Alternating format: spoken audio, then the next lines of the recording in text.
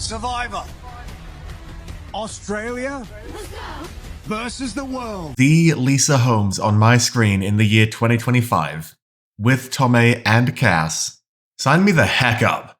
I realised that with the premiere of Australian Survivor versus the World, some of you will be introduced to the legend that is Lisa Holmes for the very first time. Some of you may not even know just how amazing she actually is. I'm here to fix that. So today, let's talk about who Lisa Holmes is and what you need to know about her to be ready to watch her slay on Australian Survivor vs. the World.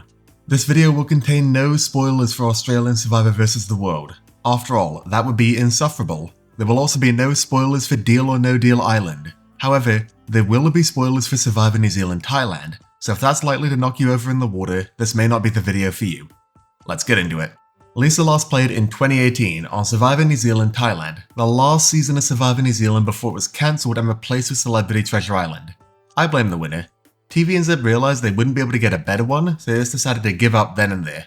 Lisa entered the game as a super fan of Survivor, and I think being the super fan is one of the most volatile archetypes in Survivor history. It really is a spectrum. You've got the likes of Jacob Derwin from Survivor Ghost Island, pouring his tribe's only rice into a dirty sock to double check whether or not there may be an advantage there. But you've also got the likes of Adam Klein, who sometimes wins Survivor, but sometimes tries to play a podium as a hidden immunity idol.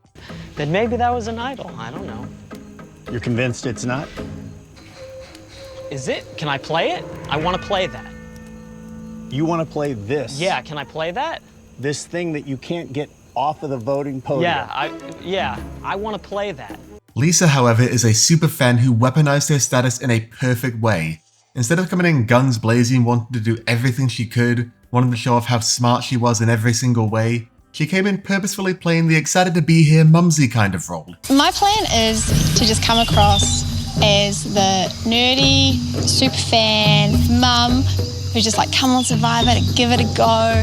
I'm actually going to say like, oh, I just want my family to be proud of me, which is crap. You know, that role that older women are pigeonholed into all the time in Survivor, which in turn, due to a combination of sexism and other issues of society, really limits the ways in which they can play the game. Yeah, Lisa weaponized that perfectly. She knew she was going to be kick-ass at the game. She knew she could lie, wheel and deal and strategize with the best of them, but no one else needed to know that, and no one else did know that. In fact, not even entirely sure the producers knew it, considering she's oddly absent from the first half of the season. Lots of players talk about how they want to be underestimated, how they don't want anyone to see how big of a threat they are, how they're waiting for just the right moment to start making moves. But Lisa actually did it, and I'm willing to argue she did it better than anyone has ever done it before. And from a results-oriented perspective, I'd be correct. Come at me. But beyond this, Lisa is just so pleasant to be around. Is now the time to mention I'm friends with Lisa? I feel like that's not important for the purpose of this video. I'd probably still be talking about how kick-ass of a person Lisa is without that fact, but I did just complete a training module on researcher integrity, so I feel like I should disclose my conflicts of interest. Lisa knows not only her strengths, but also her weaknesses. She knows exactly when to get out of the way, especially if it means others can take the fall. Is she amazing at puzzles? Of course she is. She won almost every puzzle on her season.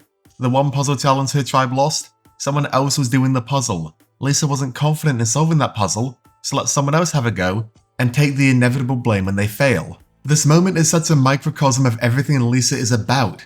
She's not making these decisions arbitrarily. Everything she does has a purpose, even if you can't see it yet. I can go on and on about how good Lisa is at Survivor in these esoteric ways, how she's able to integrate effortlessly socially, how she's amazing at reading people in part due to her extensive time playing hidden role games like Blood on the Clock Tower. But I know what you want on this channel. I know you're not after this qualitative analysis. We're here for some quantitative research data. So what moments do we have to back it up? How about we start with just how many hidden immunity idols she flushed in her season. If Australian Survivor vs. the World ends up being an idol bonanza, then they better watch out when Lisa's around. First we have the pre-merge, where Lisa's ended up in a good majority based on the swap. It's 4-3, should be easy, but the three do have an idol, but who are they going to vote for? Is it JT, the second biggest strategic threat in the entire season? Is it Eve, the challenge beast? Or Liam? He's there as well. Lisa, being the Survivor fan that she is, knows they're least likely to play the idol on Liam and manages to successfully flush the idol. Technically it goes even deeper than that, with Lisa realizing that JT would realize that playing the idol on the person they were being told would be getting the votes was a foolish idea, But then Lisa realizing that JT would realize that, and honestly the layers of this go so deep that one time Lisa tried to explain it and my head hurt. I can't fully put it into words, but Lisa just completely outmaneuvers the other tribe here. She was able to save Brad, someone who she wants to work with deeper in the game. That is, until she decides that Brad is too big of a threat and needs to go. After all, Brad also has an idol in his pocket. Can't be having that now, can we?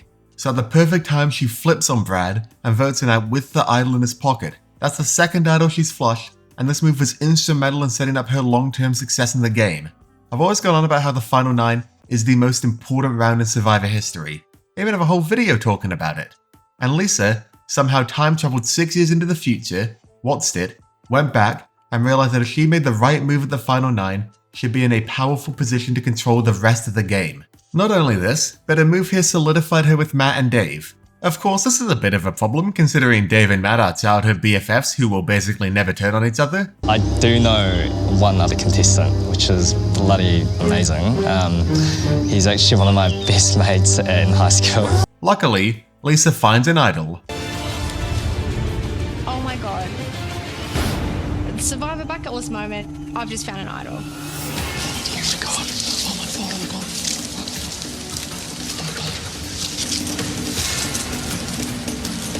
Well, I didn't say she grabbed the idol. Sorry Lisa, should have been taller, better luck next time. Now, not only is Lisa in the final 6 with 2 people that are real life best friends outside of the game, but one of them has an idol, which means if he makes it past the final 6, he is guaranteed a spot in the final 4. This is not good. What does Lisa do about it? Just completely mind destroys David and convinces him that voting out Matt is the only way to salvage the game. She also orchestrates a 3-2-1 vote just because. Sari would be so proud of her for that one. There's also Dave's idol, but Lisa knows that Dave is such a non-threat that she doesn't actually have to do anything about it. Flushing 3 idols in the span of a single season is probably some kind of record, but I'm too lazy to actually look it up so people in the comments can confirm for me. People can also subscribe while they're down there, especially if they love Lisa. You know what, let's rewind a bit. Before the merge, Lisa won a Stealer vote, thanks to being a puzzle legend that even Dave was scared of taking on at the outpost. Freaking out because I have to do a puzzle against Lisa. We know that she's puzzle queen. And yes, it is important to note that Lisa won the Stealer vote by being a puzzle queen. As soon as the first puzzle appears in Australian Survivor vs. the World, all my money goes on Lisa. I'm staking my claim right now. She is up there with the likes of Sandra, Boston Rob, and Debbie as far as puzzle solvers go. Because puzzles lay down for me like lovers. But the Stealer vote is a hard advantage to use correctly. Despite seemingly being powerful, giving you an extra vote and depriving your enemy of their most powerful weapon in the game, it's been really hard for castaways to use it. Aside from Sarah in Game Changers, which was a weird tribal that no one fully understands to this very day, I don't think anyone in US Survivor has actually used the Stealer vote in a way that changed the outcome of the game dramatically. Lisa did though, and she did it effortlessly. Survivor's just too easy for people like Lisa. She was able to effectively utilize an advantage oft thought unutilizable. She was able to use it to effectively build momentum, and she did it in a way that showed she understood the unique scenario she was in. She was on a season of complete non-fans. I'm a real rookie with Survivor. I just didn't get around to watching it in the last 10 years. If you're ever sick of superfan Survivor, just watch Survivor New Zealand Thailand. Aside from Lisa, a lot of them didn't know what was going on, and they weren't entirely sure what to do at the merge or who they should target. Lisa knew exactly what she wanted, and divulged the information about her Stealer vote to position the target on someone she wanted gone. She understood how to effectively rally people behind her cause and make it feel as if it was best for their game. Even seemingly straightforward votes like the Renee vote at the final 8 was Lisa solidifying an alliance that she had formed the previous round when she blindsided Brad. Lisa's merge game in Survivor New Zealand is just a masterclass after masterclass of making correct decisions that ensure she is set up to win. The win may have been disgustingly close, but being a fan of the show and watching someone like Lisa win is just an amazing experience. She really does embody everybody who's a fan of Survivor, who's doubted themselves, who's thought that they may not be able to make their dreams come true, and she just went out there and did it, and made it look easy, and now she's getting to do it again, and I could not be happier. It truly is an inspirational story up there with a lot of Survivor's best.